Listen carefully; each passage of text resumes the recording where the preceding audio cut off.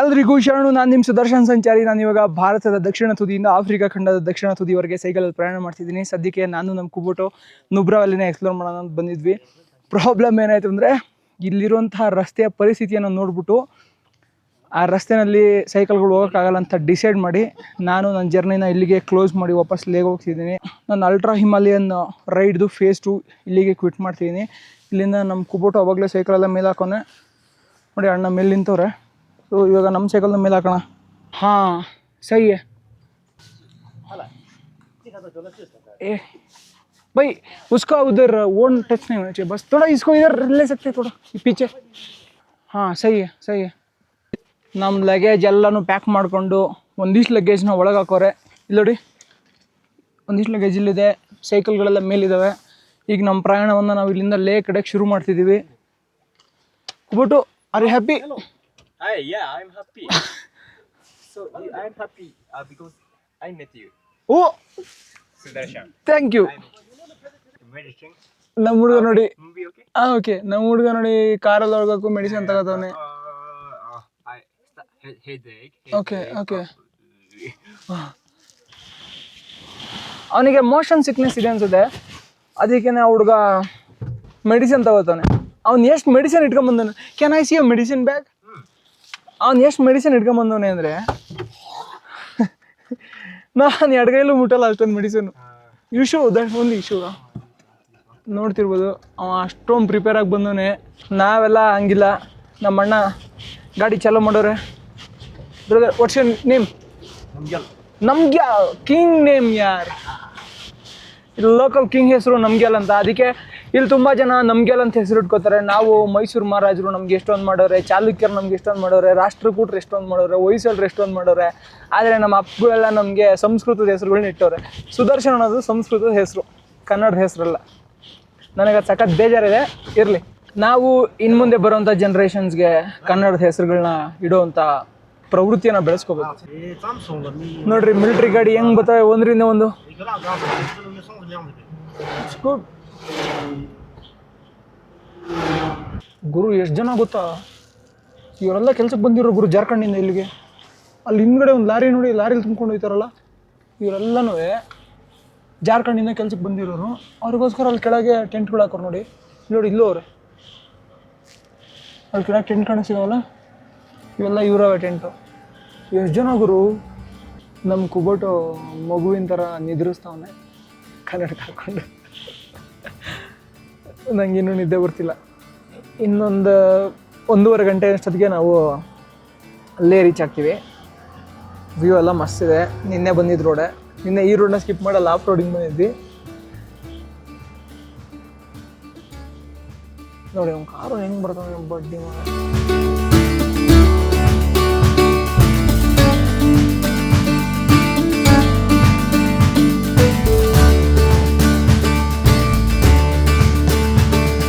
गाँव का नाम क्या?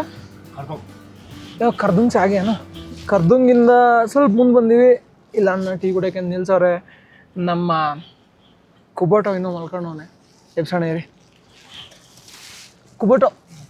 ಇದು ಟೀ, ಚಾಯ್ ಚಾಯ್. ಒಳ್ಳೆ ಗ್ಲೇಷಿಯರ್ ವಾಟರ್ದು ರಿವರ್ ಫ್ಲೋ ಮಸ್ತ್ ಇದೆ, ಬ್ಲೂಯಿಶ್ ಆಗಿದೆ.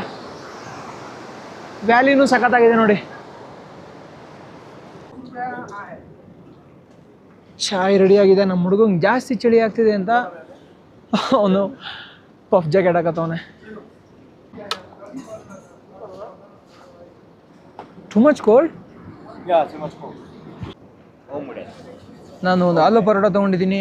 ಅಣ್ಣಂಗೆ ಒಂದು ಆಮ್ಲೆಟ್ ಸಿಕ್ಕಿದೆ. ಅಣ್ಣ ಪ್ರಾಕ್ಟೀಸ್ ಮಾಡ್ತಾನೆ ಪರೋಟ ಅಂತ ಹೆಂಗೆ ಹೇಳೋದು ಅಂತ. ತಿಂಡಿ ಗಿಂಡಿ ಎಲ್ಲ ತಿನ್ಕೊಂಡು ನಮ್ಮ ಪ್ರಯಾಣನ ಮುಂದುವರಿಸ್ತಿದ್ದೀವಿ. ಈ ವ್ಯಾಲಿ ನನಗೆ ಸಖತ್ ಇಷ್ಟ ಆಯಿತು. ನೆಕ್ಸ್ಟ್ ಟೈಮ್ ಬಂದಾಗ ಇಲ್ಲೆಲ್ಲಾದರೂ ಹೋಗಿ ಯಾರ್ದಾರು ಮನೆ ಏನಾದರೂ ಉಳ್ಕೋತೀನಿ. ಮಸ್ತಿದೆ ಮಾತ್ರ. ಅಲ್ಲಿ ನೀರು ವೈಟ್ ಕಲರ್ ಹರಿತಾ ಇರೋದು, ಮೇಲಿಂದ ಎಲ್ಲ ಫುಲ್ಲು ಬ್ಲೂಯಿಶ್ ಕಾಣಿಸ್ತಿದೆ. You're from?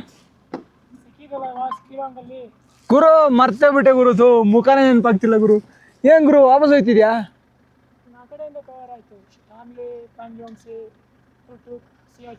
ಹೌದಾ? ಸಿಯಾಚಿನ್ ರೋಡ್ ಕ್ಲೋಸ್ ಮಾಡೋರೆ. ನಂಗೆ ಮುಂದೆ ಹೋಗೋಕ್ಕಾಗಲ್ಲ ಇಲ್ಲಿ ಇದರಿಂದ. ಆ ರೋಡ್ ಸರಿ ಇಲ್ಲ. ನೀನು MTB ಹೋಗ್ಬೋದು, ನನ್ನ ಬರೀ 32 mm. ಸೊ ಆರಾಮ? ನೀರು ಬೇಕಾ? ಇದೆಯಾ? ಹುಷಾರ್ ಗುರು.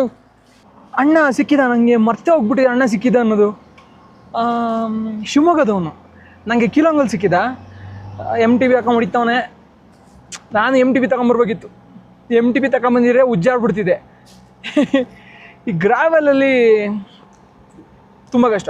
ಐ ಮೀನ್ ನಂದ್ರಲ್ಲಿ ತುಂಬ ಕಷ್ಟ. ಯಾಕಂತಂದರೆ ಟೈರ್ ತುಂಬ ಚಿಕ್ಕದಿದೆಯಲ್ವಾ, ಹಾಗಾಗಿ ಇಟ್ಸ್ ಬ್ಯಾಡ್ ಆ್ಯಕ್ಚುಲಿ. ಸೊ ಅಣ್ಣ ವಾಪಸ್ ಎಲ್ಲಿ ಹೋಗ್ತಾನೆ ಇನ್ನೂ ಕೇಳಲಿಲ್ಲ. ಇವಾಗ ಡ್ರೈವರ್ ಅಣ್ಣ ಮೂವ್ ಮಾಡ್ಬಿಟ್ಟ. ಇರಲಿ, ಎನಿವೇ ಮೀಟ್ ಆಗಿದ್ವಿ ಅವನ್ನ. ಹೌದು, ನನಗೆ ಮರ್ತೋಗ್ಬಿಟ್ಟದ. ನಾವೀಗ ಕಾರ್ದುಂಗ್ಲ ಟಾಪಿಗೆ ಬರ್ತಿದ್ದೀವಿ. ಮೊನ್ನೆ ಎಲ್ಲೋ ಅನಿಸುತ್ತೆ ನಮ್ಮಣ್ಣ ತೋರಿಸ್ತಾರ್ತಾರ್ರಿ. ಹಾಂ, ಇಲ್ಲೇನು ಕಲ್ಲು ಬಿದ್ದಿದ್ದಾವಲ್ಲ, ಇಲ್ಲೇ ಬೈಕರ್ಸ್ ಬಿದ್ದು ಸತ್ತೋಗಿರೋದು. ಇದೇ ಬೆಟ್ಟದಿಂದ ನೋಡಿ. ಅಪ್ಪ, ನಾನು ಇಲ್ಲಿವರೆಗೂ ತಿಳ್ಕೊಳಕ್ಕಾಗಲಿಲ್ಲ ಯಾವ ಊರವರು ಏನು ಅಂತ. ಇದಕ್ಕೆ ಇವಾಗ ಅಲ್ಲಿ ಜನ ನಿಲ್ಸವ್ರೆ ಬಾವುಟ ಕೊಟ್ಬಿಟ್ಟು, ನಿಧಾನಕ್ಕೆ ಹೋಗ್ರಿ, ಹುಷಾರಾಗಿ ಹೋಗ್ರಿ ಅಂತ ಹೇಳೋಕ್ಕೆ. ಸಖತ್ ಕಷ್ಟ ಗುರು. ಅಲ್ಲಿ ಇಬ್ಬರು ಸತ್ತೋರಲ್ಲ, ನಾನು ಅದು ಯೋಚನೆ ಮಾಡ್ತಿದ್ದೀನಿ. ನನಗೇನಾರು ಆದರೆ ನನ್ನ ಫ್ಯಾಮಿಲಿಗೆ ಹೆಂಗೆ ಯಪ್ಪ, ನಂಗೆ ಸಖತ್ ಭಯ ಆಗುತ್ತೆ ಅದನ್ನ ನೆನ್ಸ್ಕೊಂಡ್ರೆ. ಪಾಪ ಅವ್ರು ಯಾರೋ ಏನೋ ತೀರ್ಕೊಂಬಿಟ್ಟವ್ರೆ. ಕಾರ್ದುಂಗ್ಲ ಟಾಪ್ ಇದು. ಇಲ್ಲಿಂದ ಈಚೆಗೆ ಫುಲ್ಲು ಫಾಗ್ ಮುಚ್ಕೊಂಡ್ಬಿಟ್ಟಿದೆ.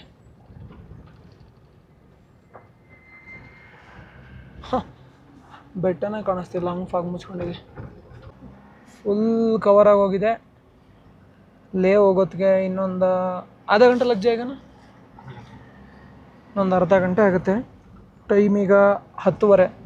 ಒಂದು 11 ಕಾಲು ಅಷ್ಟೊತ್ತಿಗೆ ರೀಚ್ ಆಗಿಬಿಡ್ತೀವಿ. ಲೇ ಎಲ್ಲ ಫುಲ್ಲು ಫಾಗು.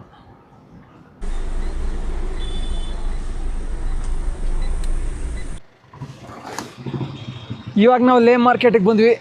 ಲೇ ಮಾರ್ಕೆಟಲ್ಲಿ ಇಲ್ಲಿ ಅಂತ ಹೇಳೋದು, ಇದೇ ಪ್ಯಾಲೇಸ್ ಇದೆ ನೋಡ್ರಿ, ಅದು ಪ್ಯಾಲೇಸು. ಇದೇ ಮೇನ್ ಮಾರ್ಕೆಟ್ ರೋಡು. ನಮ್ಮ ಹಾಸ್ಟೆಲ್ ಇಲ್ಲೇ ಇದೆ ಒಳಗಡೆ. ನಾನು ಇವಾಗ ಬುಕ್ ಮಾಡಿರೋದು ಮಿಲಮ್ ಹಾಸ್ಟೆಲ್ ಅಂತ. ಸೊ ಮಿಲಮ್ ಹಾಸ್ಟೆಲಲ್ಲಿ ಒಂದು ಬಂಕರ್ ಬೆಡ್ ತೊಗೊಂಡಿದ್ದೀನಿ. ಅಲ್ಲೇ ಸ್ಟೇ ಮಾಡ್ತೀನಿ ಇವತ್ತು. ನೋಡಿರಿ, ಇದೇ ಬೆಡ್ ಹೆಂಗಿರುತ್ತೆ, ನಾಟ್ ಬ್ಯಾಡ್. ಇಲ್ಲೊಂದಿಷ್ಟು ಪವರ್ ಪ್ಲಗ್ ಎಲ್ಲ ಕೊಟ್ಟವ್ರೆ.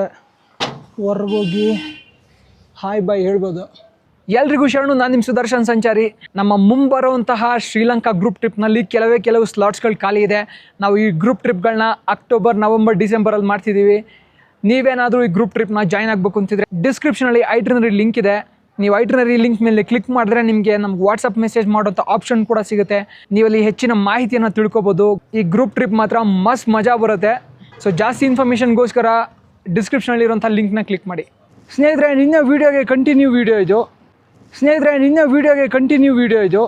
ನಾನು ನಿನ್ನೆ ಬಂದೇನಲ್ಲ, ಹಾಸ್ಟೆಲ್ ಉಳ್ಕೊಂಡಿದ್ದಲ್ಲ, ಅಲ್ಲಿಂದ ಬೆಳಗ್ಗೆ ಎದ್ಬಿಟ್ಟು ಇವಾಗ ಮುಂದಕ್ಕೆ ಹೋಗ್ತಿದ್ದೀನಿ.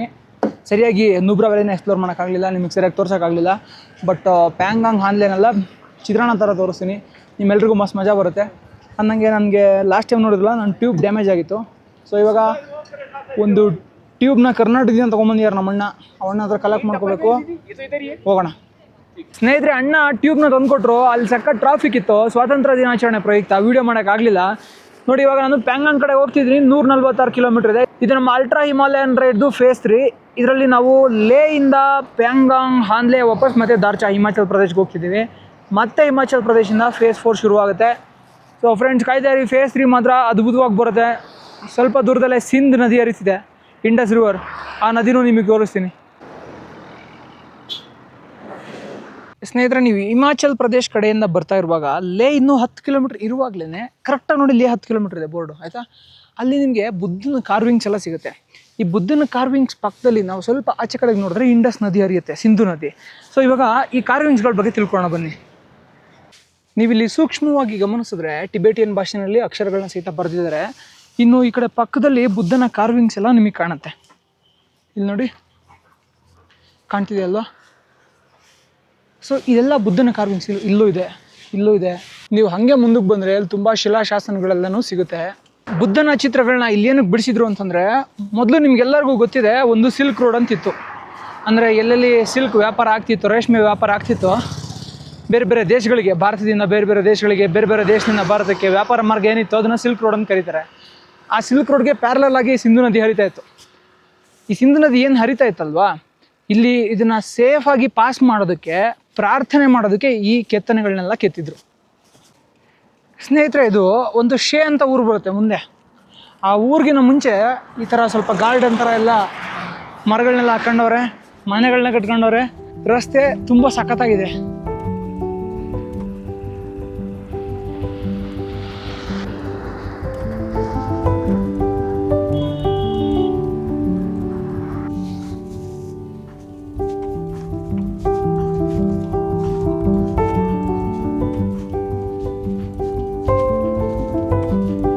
ನೀವು ಹಿಮಾಚಲ್ ಪ್ರದೇಶ್ ಕಡೆಯಿಂದ ಬರ್ತಾ ಇದ್ರೆ ಶೇ ಅಂತ ಒಂದು ಊರು ಬರುತ್ತೆ. ಅದಾದಮೇಲೆ ನಿಮಗೆ ಲಡಾಖ್ ಸಿಗುತ್ತೆ, ಐ ಮೀನ್ ಲೇ ಸಿಗುತ್ತೆ. ಈ ಶೇ ಅನ್ನೋ ಊರು ಏನಿದೆ, ಇಲ್ಲೊಂದು ಅರಮನೆ ಇದೆ. ನನ್ನ ಹಿಂದ್ಗಡೆ ನೀವು ನೋಡ್ತಿರ್ಬೋದು, ಅದೇ ಅರಮನೆ, ಶೇ ಅರಮನೆ ಅಂತ ಇದ್ರ ಹೆಸರು. ಹಂಗೆ ಒಂದು ಮೊನೆಸ್ಟ್ರಿ ಕೂಡ ಇದೆ, ಅದು ಆ ಕಡೆ ಇದೆ. ಅಲ್ಲಿ ಒಂದು ಬುದ್ಧ ಸ್ಟ್ಯಾಚು ಕಾಣಿಸ್ತಿದೆಯಲ್ಲ, ಅಲ್ಲಿಗೆ ಆಮೇಲೆ ಹೋಗೋಣ. ಲೇ ಕ್ಯಾಪಿಟಲ್ ಆಗೋಕ್ಕೂ ಮೊದಲು ಮುಂಚೆ ಇನ್ನೊಂದು ರಾಜಧಾನಿ ಇತ್ತು, ಲೇಗಿಂತ ಮುಂಚೆ. ಬೇಸಿಕಲಿ ಈ ಲಡಾಖ್ನ ಏನು ರೂಲ್ ಮಾಡ್ತಾಯಿದ್ರು ಅದನ್ನು ನಮ್ಗ್ಯಾಲ್ ಡೈನಸ್ಟಿ ಅಂತ ಕರಿತಾ ಇದ್ರು. ಈ ನಮ್ಗ್ಯಾಲ್ಗಳು ಲೇನ ರಾಜಧಾನಿಯನ್ನಾಗಿ ಮಾಡೋಕ್ಕೆ ಮೊದಲು ಈ ಊರಲ್ಲಿ ರಾಜಧಾನಿ ಕಟ್ಟಿದರು. ಡೆಲ್ಡನ್ ನಮ್ಗ್ಯಾಲ್ ಅವರು ಅವ್ರ ತಂದೆಯ ಮರಣ ನಂತರ ಅವ್ರ ಮೆಮೋರಿಯಲ್ ಆಗಿ ಈ ಅರಮನೆಯನ್ನು ಕಟ್ತಾರೆ. ಈ ಅರಮನೆ ಎಲ್ಲಿದೆ ಅಂತ ನೋಡೋದಾದರೆ ಎಕ್ಸಾಕ್ಟ್ಲಿ ನಮ್ಮ ಬಲಗಡೆಗೆ ಸಿಂಧು ನದಿ ಇದೆ, ಎಡಗಡೆಗೆ ಈ ಅರಮನೆ ಇದೆ. ಈ ಅರಮನೆ ಮೇಲೆ ಹತ್ಬಿಟ್ಟು ನೋಡ್ಬಿಟ್ರೆ ಫುಲ್ ನಮಗೆ ಸಿಂಧು ಕಣಿವೆ ಎಲ್ಲ ಕಾಣುತ್ತೆ. ಈ ಅರಮನೆಯನ್ನು 17ನೇ ಶತಮಾನದಲ್ಲಿ ಅಂದರೆ 1655ರಲ್ಲಿ ಡೆಲ್ಡನ್ ನಮ್ಗ್ಯಾಲ್ ಅವರು ಕಟ್ತಾರೆ. ಬನ್ನಿ ನಾವು ಇವಾಗ ಅರಮನೆ ಒಳಗಡೆ ಹೋಗೋಣ. ಈ ಅರಮನೆಯನ್ನು ಸಂಪೂರ್ಣವಾಗಿ ಕಲ್ಲು ಮಣ್ಣು ಮತ್ತು ಮರದಿಂದ ಕಟ್ಟಲಾಗಿದೆ.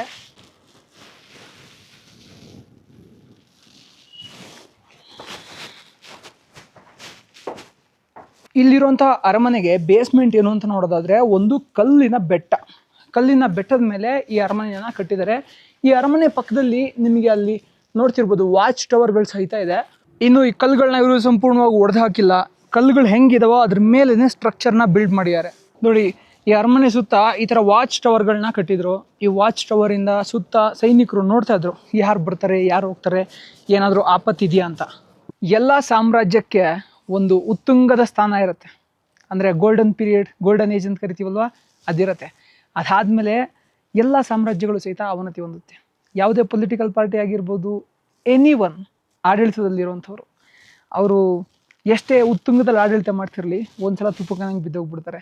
ಹಾಗೇನೆ ಈ ನಮ್ಗ್ಯಾಲ್ ಡೈನಸ್ಟಿ ಏನಿದೆ, ಇವ್ರ ಮೇಲೆ ಪಕ್ಕದಲ್ಲಿದ್ದಂತಹ ಡೋಗ್ರಾ ರಾಜರು, ಅಂದರೆ ಡೋಗ್ರಾ ಅಂದರೆ ಕಾಶ್ಮೀರ ಕಣಿವೆಯಲ್ಲಿ ಬರ್ತಾರೆ, ಆ ಡೋಗ್ರಾ ರಾಜರು ಇವ್ರ ಮೇಲೆ ದಾಳಿ ಮಾಡ್ತಾರೆ. ದಾಳಿ ಮಾಡಿದಂಥ ಸಂದರ್ಭದಲ್ಲಿ ಇವರು ಇಲ್ಲಿರುವಂತಹ ಅರಮನೆಯನ್ನು ತೆಗೆದು ಅಷ್ಟು ದೂರದಲ್ಲಿ ಕಾಣಿಸ್ತಿದೆ ನೋಡಿ, ಅದು ಲೇ ಸಿಟಿ.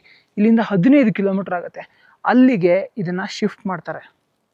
ನಾವು ಇವಾಗ ಕೋಟೆಯ ಮುಖ್ಯ ಭಾಗಕ್ಕೆ ಹೋಗ್ತಾ ಇದ್ವಿ. ಇಲ್ಲೊಂದು ಬುದ್ಧಿಸ್ಟ್ ಮೊನೆಸ್ಟ್ರಿ ಇದೆ, ಆ ಮೊನೆಸ್ಟ್ರಿ ಒಳಗೆ ನಾವು ಹೋಗ್ತಿದ್ದೀವಿ. ನಾವೇನು ಮೊನೆಸ್ಟ್ರಿ ಒಳಗಡೆ ಹೋಗಿದ್ವಿ, ಈ ಮೊನೆಸ್ಟ್ರಿ ಅವತ್ತಿಂದ ಇವತ್ತವರೆಗೂ ಇದೊಂದೇ ಕಾಪಾಡ್ಕೊಂಬಂದಿರೋದು. ರಾಜರು ಎದುರುಬಿಟ್ಟು ಇದರಿಂದ ಬಿಟ್ಟು ಓಡೋಗ್ಬಿಟ್ರು. ಆದರೆ ಬುದ್ಧಿಸ್ಟ್ ಮಾಂಕ್ಸು ಆ ಮೊನೆಸ್ಟ್ರಿಯನ್ನು ಹಾಗೆ ಉಳಿಸ್ಕೊಂಡು ಬೆಳೆಸ್ಕೊಂಡು ಇಲ್ಲಿವರೆಗೂ ಬಂದಿದ್ದಾರೆ. ಆ ಮೊನೆಸ್ಟ್ರಿ ಒಳಗಡೆ ಒಂದು ಬೃಹದಾಕಾರದ ಬುದ್ಧನ ವಿಗ್ರಹ ಇದೆ. ಅದ್ರ ಜೊತೆಗೆ ನೀವು ತುಂಬ ಹಳೆ ಕಾಲದ ವಾಲ್ ಪೇಂಟಿಂಗ್ಸ್ಗಳನ್ನೆಲ್ಲ ನೋಡ್ಬೋದು. ಅಲ್ಲೆಲ್ಲ ಬೌದ್ಧ ಧರ್ಮಕ್ಕೆ ಸಂಬಂಧಪಟ್ಟಂತಹ ಭಿತ್ತಿ ಚಿತ್ರಗಳನ್ನೆಲ್ಲ ಬಿಡಿಸಿದ್ದಾರೆ. ಇಲ್ಲಿ ನಿಮಗೆ 3 ಫ್ಲೋರ್ ಇರುತ್ತೆ ಕೋಟೆ, ಗ್ರೌಂಡ್, ಫಸ್ಟ್, ಸೆಕೆಂಡ್.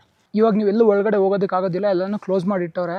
ಆದರೆ ಹೆಂಗೆ ಕಟ್ಟೋರಪ್ಪ ಅಂದರೆ ತುಂಬ ದೊಡ್ಡ ಕಿಟಕಿ ನೋಡ್ತಿರ್ಬೋದು, ತುಂಬ ದೊಡ್ಡ ಕಿಟಕಿ. ಅಕಸ್ಮಾತ್ ರಾಜರು ಬಂದರು ಅಂದರೆ ಅಲ್ಲಿ ನಿಂತ್ಕೊಂಡ್ಬಿಟ್ಟು ಇಲ್ಲಿಂದ ಜನಗಳನ್ನೆಲ್ಲ ನೋಡಬೇಕು. ದರ್ಶನ ಭಾಗ್ಯವನ್ನು ಕಲ್ಪಿಸೋದಕ್ಕೋಸ್ಕರ ಈ ಥರ ದೊಡ್ಡ ಕಿಟಕಿಗಳನ್ನೆಲ್ಲ ಕಟ್ಟಿದ್ರು. ಇಲ್ಲಿ ನೀವು ನೋಡ್ತಿರ್ಬೋದು ಗುರು ರಿಂಪೋಚೆ ಅವರ ಒಂದು ದೊಡ್ಡ ಸ್ಟ್ಯಾಚ್ಯೂವನ್ನು ನಿರ್ಮಾಣ ಮಾಡಿದ್ದಾರೆ. ಸದ್ಯಕ್ಕೆ ಒಳಗಡೆ ಪೇಂಟಿಂಗ್ ಕೆಲಸ ನಡೀತಿರೋದ್ರಿಂದ ಇದನ್ನ ಕ್ಲೋಸ್ ಮಾಡಿದ್ದಾರೆ. ಕೋಟೆ ಒಳಗಡೆ ಇರುವಂತಹ ಮೊನೆಸ್ಟ್ರಿನಲ್ಲಿ 39 ಅಡಿ ಎತ್ತರದ ಬುದ್ಧನ ವಿಗ್ರಹ ಇದೆ. ಇದನ್ನ ಶಾಕ್ಯ ಮುನಿ ಬುದ್ಧ ಅಂತ ಕರೀತಾರೆ. ಬುದ್ಧ ಬೇರೆ ಬೇರೆ ಅವತಾರಗಳಲ್ಲಿ ಇದ್ದ ಅನ್ನೋದು ಇವ್ರ ನಂಬಿಕೆ. ಆ ಶಾಕ್ಯ ಮುನಿ ಬುದ್ಧನ ಮೂರ್ತಿಯನ್ನ ಇಲ್ಲಿದ್ದಂತಹ ರಾಜ ನಮ್ಗ್ಯಾಲ್ ಸ್ಥಾಪನೆ ಮಾಡೋದಕ್ಕೆ ಸಹಾಯ ಮಾಡ್ತಾನೆ. ಸ್ನೇಹಿತರೆ, ಸಮಯ ಸರಿ 1 ಗಂಟೆ 16 ನಿಮಿಷ. ಇವಾಗ ನಾವು ಒಂದು ಜಿಂಜರ್ ಲೆಮನ್ ಹನಿನ ತಗೋತಾ ಇದ್ದೀವಿ. ಇದರ ಜೊತೆಗೆ ನಾನು ಒಂದು ತುಪ್ಪನ ಸಹಿತ ಆರ್ಡ್ರ್ ಮಾಡಿದ್ದೀನಿ. ಲೋಕಲ್ ತುಪ್ಪ ಅಂದರೆ ಸಖತ್ ಫೇಮಸ್ ಇಲ್ಲಿ. ತುಪ್ಪನ ತಿನ್ಕೊಂಡು ಇಲ್ಲಿಂದ ಮುಂದೆ ಹೋಗೋಣ. ಜಿಂಜರ್ ಲೆಮನ್ ಹನಿ ಟೀಗೆ 50 ರೂಪಾಯಿ, ತುಪ್ಪಗೆ 200 ರೂಪಾಯಿ. ಬಂತು ನೋಡ್ರಿ ತುಪ್ಪ. ಇದು ಚಿಕನ್ ತುಪ್ಪ, ಚಿಕನ್ ಮಿಕ್ಸ್ ತುಪ್ಪಗೆ ನಮಗೆ ನೋಡ್ತಾ ಇರ್ಬೋದು, ಚಿಕನ್ನು ತುಪ್ಪ ಎಲ್ಲ ಇದೆ, ಜೊತೆಗೆ 2 ಮೋಮೋಸ್ ಇದೆ.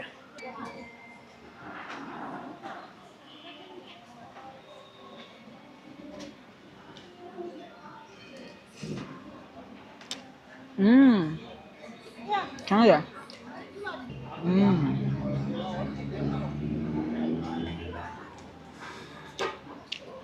ಈ ಚಿಕನ್ ತುಪ್ಪ ಒಳಗಡೆ ದೊಡ್ಡ ದೊಡ್ಡ ನೂಡಲ್ಸ್ ಹಾಕೋರೆ. ನೂಡಲ್ಸ್ ಜೊತೆಗೆ ಸ್ವಲ್ಪ ಲಿಕ್ವಿಡ್ ಐಟಮ್ ಕೂಡ ಇರುತ್ತೆ. ಚಿಕನ್ ಪೀಸು, ಕ್ಯಾರೆಟು, ಎಲೆಕೋಸು, ಮೋಮೋಸು ಎಲ್ಲನೂ ಕೊಟ್ಟವ್ರೆ.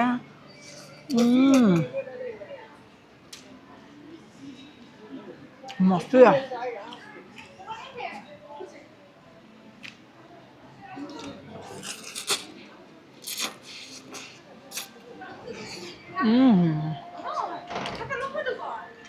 ಅದ್ಭುತ, ಸಖತ್ತಾಗಿದೆ. ಸ್ವಲ್ಪ ಖಾರ ಇದೆ. ಇದರಲ್ಲಿರೋ ಚಿಕನ್ ಪೀಸ್ ಅಂತೂ ಸಖತ್ತಾಗಿದೆ.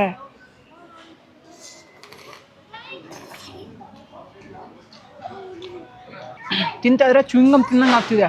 ಇವಾಗ ಈ ಊಟದ ಆಲ್ಮೋಸ್ಟ್ ಲಾಸ್ಟ್ ಪಾರ್ಟ್ ಇದು, ಮೋಮೋ. ಒಂದು ಫುಲ್ ಮೋಮೋನ ಒಂದೇ ಸಲ ಬಾಯಿಗಿಡೋಕ್ಕಾಗುತ್ತಾ ನೋಡೋಣ ಬನ್ನಿ.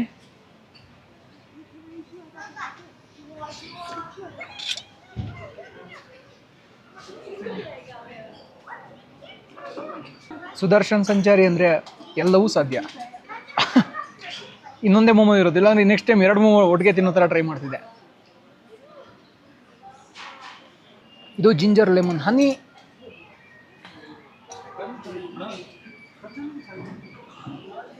ಇವರು ಹನಿ ಬದಲಿ ಶುಗರ್ ಸಿರಪ್ ಹಾಕಿದಂಗೆ ಅವರು. ನಾನು ಊಟ ತಿಂದಿದ್ದು ಈ ಏನು ಅರಮನೆ ಇದೆಯಲ್ಲ, ಆ ಅರಮನೆ ಎದುರುಗಡೆ ಏನೇ ಇದು ಒಂದು restaurant, lake view pond cafe and restaurant ಅಂತ. ಇಲ್ಲಿ ತಿಂದೆ, ಚೆನ್ನಾಗಿತ್ತು. ನೀವು ಬಂದ್ರೂ ಟ್ರೈ ಮಾಡಿ.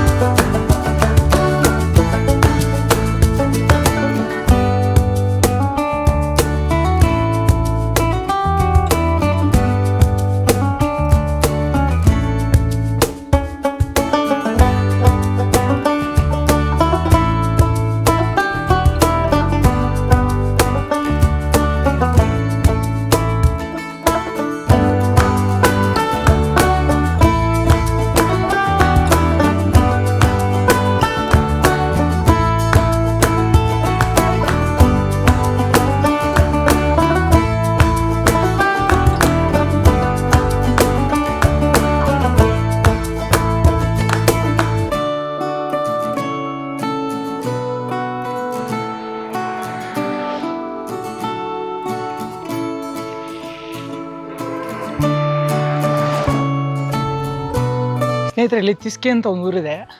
ಆ ತಿಸ್ಕೆ ಪಾಸ್ ಆಗಿದ ತಕ್ಷಣ ಈ ಥರ ಒಂದು ಬ್ಯೂಟಿಫುಲ್ ಆಗಿರುವಂತಹ ರೋಡ್ ಇದೆ. ತಿಸ್ಕೆಯಲ್ಲಿ ಒಂದು ಮೊನೆಸ್ಟ್ರಿ ಕೂಡ ಇದೆ. ನಾನು ಅಲ್ಲಿಗೆ ಹೋಗೋಕ್ಕಾಗಲಿಲ್ಲ, ಅಲ್ಲಿ ಇವತ್ತೇನೋ ಕ್ಲೋಸ್ ಅಂತೆ. ಸೊ ಈ ರೋಡ್ ಮಾತ್ರ ಅದ್ಭುತವಾಗಿದೆ ನೋಡಿ, ತಿಸ್ಕೆಯಿಂದ ಮುಂದಕ್ಕೆ. ಸ್ನೇಹಿತರೆ, ನೀವೇನಾದರೂ ಫ್ಯಾಮಿಲಿ ಜೊತೆ ಬಂದರೆ ನಾನು ಇವಾಗ ಹೋಗ್ತಾ ಇರೋಂಥ ಪ್ಲೇಸ್ ನಿಮಗೆ ತುಂಬ ಇಷ್ಟ ಆಗುತ್ತೆ. ಲೇಯಿಂದ 25 ಕಿಲೋಮೀಟ್ರ್ ದೂರ ಇದೆ. ನೀವೇನಾದರೂ ಹಿಮಾಚಲ್ ಪ್ರದೇಶ್ ಕಡೆಯಿಂದ ಬರ್ತಿದ್ದೀರಾ ಅಂದರೆ ನೋಡಿ, ಇದು ಹಿಮಾಚಲ್ ಪ್ರದೇಶ್ ಕಡೆಯಿಂದ ಬರೋ ರೋಡು. ಒಂದು 25 ಕಿಲೋಮೀಟ್ರ್ ಮುಂಚೆನೇ ನಿಮಗೆ ಇಲ್ಲೊಂದು ಫ್ಲವರ್ ಗಾರ್ಡನ್ ಇದೆ. ಈ ಫ್ಲವರ್ ಗಾರ್ಡನ್ ಸಿಗುತ್ತೆ. ಎಂಟ್ರಿ ಟಿಕೆಟ್ 20 ರೂಪಾಯಿ ಇರುತ್ತೆ. ಒಂದು 40-45 ಎಕರೆನಲ್ಲಿ ಒಂದು 11ರಿಂದ 15 ಥರದ ಫ್ಲವರ್ ಸ್ಪೀಶೀಸ್ನ ಇಲ್ಲಿರುವಂತಹ ಅಗ್ರಿಕಲ್ಚರ್ ಡಿಪಾರ್ಟ್ಮೆಂಟ್ ಅವ್ರು ಬೆಳೆಸಿದ್ದಾರೆ. ನೀವು ನಿಮ್ಮ ಮಕ್ಕಳ ಜೊತೆ ಏನಾದರೂ ಬಂದರೆ ಅಥವಾ ವಯಸ್ಸಾದವ್ರ ಜೊತೆ ಬಂದರೆ ಅವ್ರಿಗೆ ಈ ಪ್ರದೇಶ ತುಂಬ ಇಷ್ಟ ಆಗುತ್ತೆ.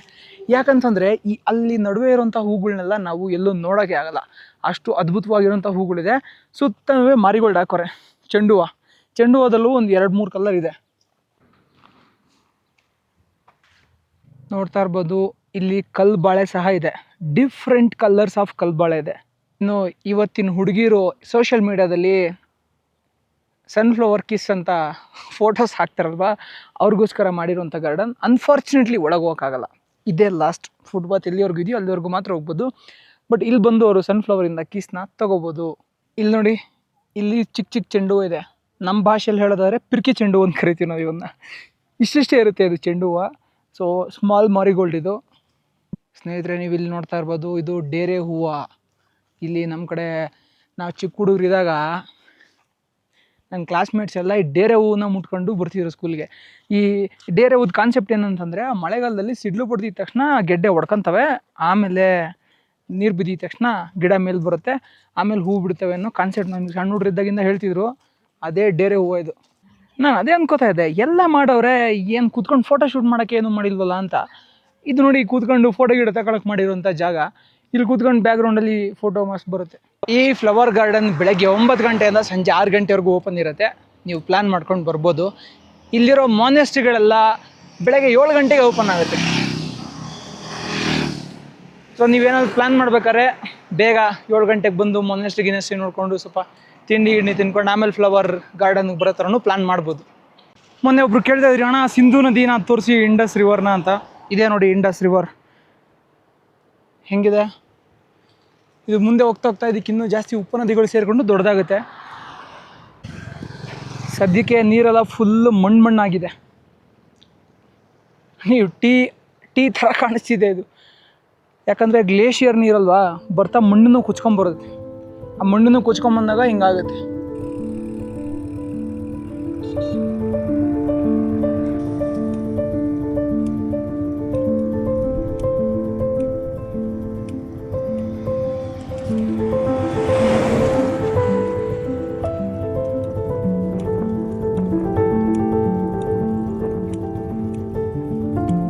ಸ್ನೇಹಿತರೆ, ನಾವಿವಾಗ ಕರು ಅನ್ನೋ ಒಂದು ಪ್ಲೇಸಿಗೆ ಬಂದಿದ್ದೀವಿ.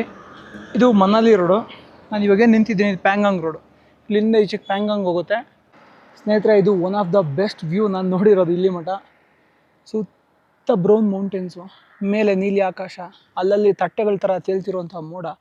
ಇದು ಪ್ಯಾಂಗಾಂಗ್ ಲೇಕ್ ಕಡೆ ಹೋಗುವಂಥ ರಸ್ತೆ. ಅದ್ಭುತವಾಗಿದೆ ಅಲ್ವಾ. ಅಲ್ಲಿ ಪಕ್ಕದಲ್ಲಿ ಒಂದು ಸ್ಟ್ರೀಮ್ ಹರಿತಾ ಇದೆ. ಆ ಸ್ಟ್ರೀಮ್ ಇಲ್ಲೆಲ್ಲ ಹರಿತಾ ಇದೆಯೋ ಅಲ್ಲೆಲ್ಲ ಗ್ರೀನ್ ಇದೆ, ಮಸ್ತ್ ಇದೆ ಮಾತ್ರ. ಇಲ್ಲಿ ಟಾಪ್ ಏನೋ ಒಂದು 50 ಕಿಲೋಮೀಟ್ರ್ ಸಮಥಿಂಗ್ ಇದೆ.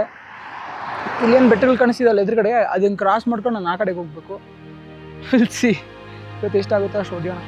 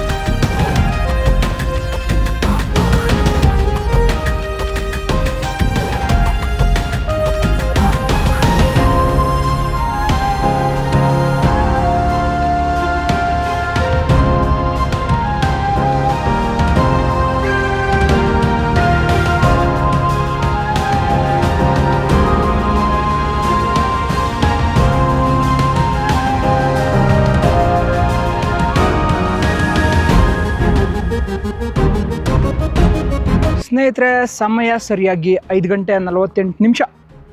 ಈ ಕಡೆಗೆ ಒಂದು ಮಾನೆಸ್ಟ್ರಿ ಇದೆ.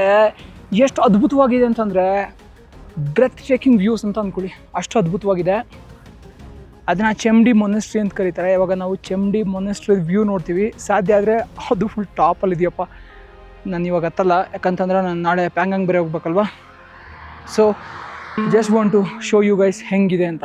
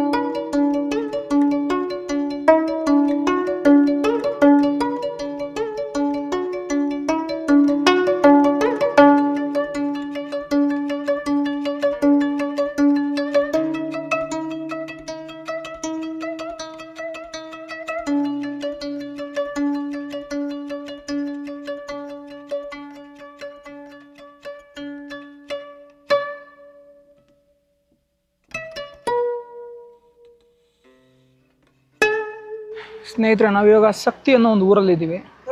ಒಂದು ಟೀ ತೊಗೊಂಡೆ. ಯಾಕೋ ಸ್ವಲ್ಪ ನಂಗೆ ಗಂಟಲು